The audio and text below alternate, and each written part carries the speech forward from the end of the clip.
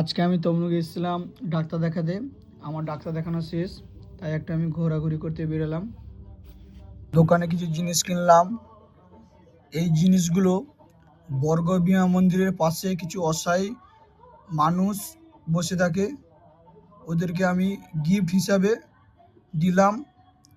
কারণ 2025 তো প্রায় শেষ হয়ে এসছে, আমি 26-এ শুরু করব কিছু এইভাবে সবাইকে গিফট দিয়ে সাহায্য করতে চাই।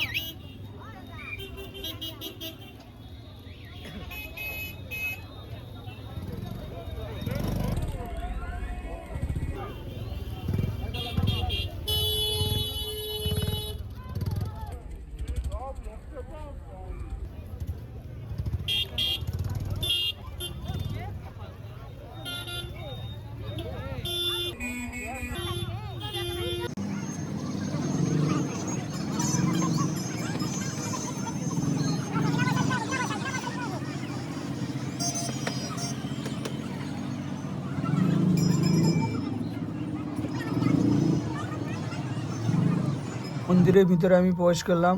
সবার আগে মায়ের মন্দিরে ঢুকলাম। দেখলাম আজকে অনেক লোকজন হয়েছে পুজো দেওয়ার জন্য, অনেক ভিড় জমা হয়েছে।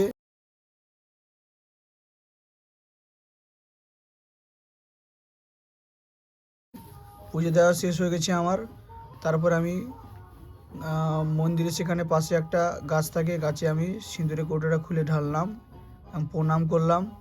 আমার একটাই মনস্কামনা যে সবাই সুখে শান্তিতে থাকে। আর 2025টা শেষ হয়ে এসছে, 26টা নতুন করে সবাই ভালোভাবে কাটাক।